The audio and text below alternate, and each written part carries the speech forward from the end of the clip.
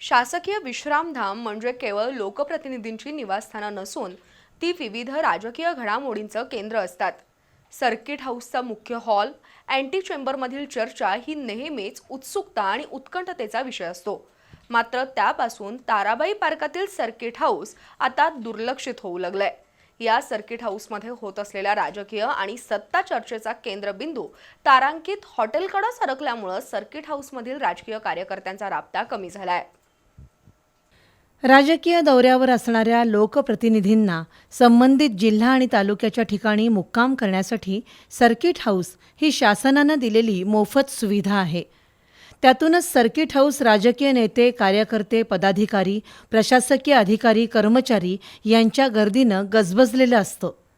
कोल्हापुरातील ताराबाई पार्कात मुख्य शासकीय सर्किट हाऊस आणि त्याच्या जोडीला 2 नवीन सर्किट हाऊसच्या इमारती आहेत.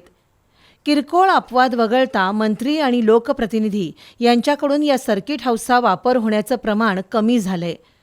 यातून ताराबाई पार्कातील सर्किट हाऊस आता विविध राजकीय घडामोडींपासून वंचित होऊ लागले. शासकीय विश्रामधाम म्हणजे केवळ लोकप्रतिनिधींची निवासस्थानं नसून ती विविध राजकीय घडामोडींचं केंद्र असतात. सर्किट हाऊसच्या मुख्य हॉल, अँटी चेंबरमधील चर्चा ही नेहमीच उत्सुकता आणि उत्कंठतेचा विषय असतो. पण या सर्किट हाऊसमध्ये होत असलेल्या राजकीय चर्चेचा केंद्रबिंदू तारांकित हॉटेलकडे सरकलाय. सत्ताधारी पक्षाचे नेते तसंच मंत्री आणि महामंडळाचे पदाधिकारीही आता आपल्या बैठका हॉटेलमध्ये घेऊ लागलेत. गेल्या काही महिन्यांपासून अशा सर्व बैठका आणि राजकीय घडामोडी विविध नामांकित हॉटेलमध्ये घडत आहेत. त्यामुळे राजकीय घडामोडींची साक्षीदार असलेली सर्किट हाऊसची ही इमारत नेत्यांकडून दुर्लक्षली जाऊ लागली आहे.